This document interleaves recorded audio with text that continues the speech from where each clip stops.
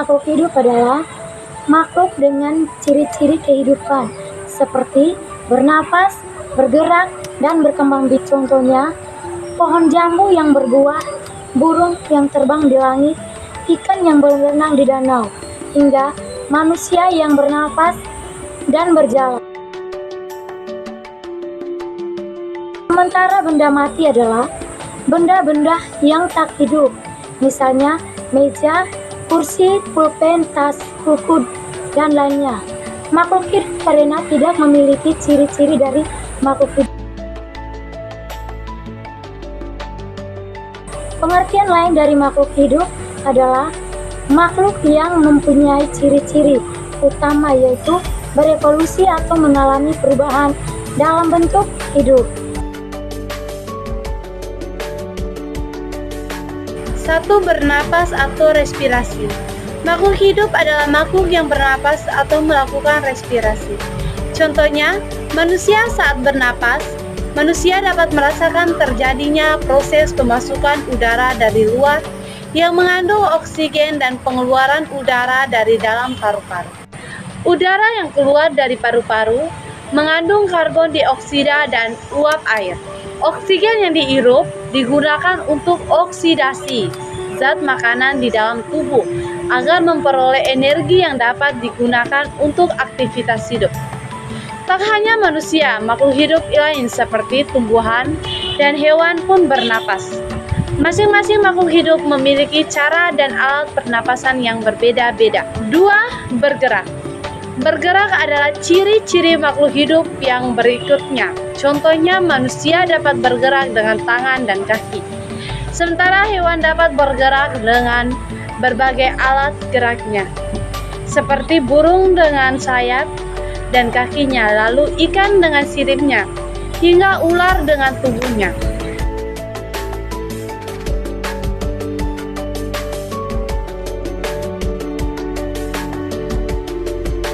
Bahkan tumbuhan pun demikian. Contohnya, tumbuhan putri malu yang dapat menutup daunnya ketika disentuh. Gerakan tumbuhan ini disebabkan oleh rangsangan dari makhluk hidup membutuhkan makanan.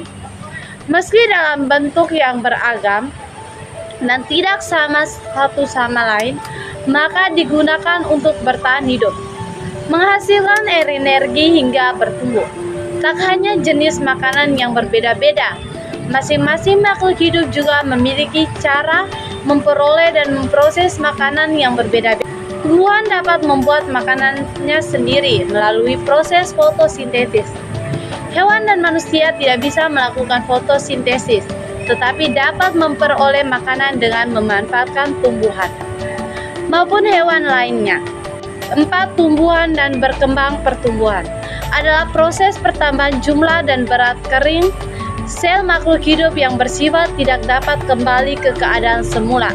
Makhluk hidup merupakan makhluk yang peka terhadap rangsangan, bahkan dapat merespon rangsangan yang didapatnya. Hal ini karena makhluk hidup memiliki indera masing-masing.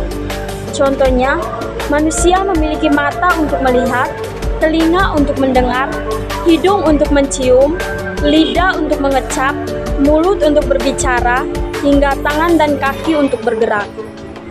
Contohnya, manusia memiliki mata untuk melihat, telinga untuk mendengar, hidung untuk mencium, lidah untuk mengecap, mulut untuk berbicara, hingga tangan dan kaki untuk bergerak.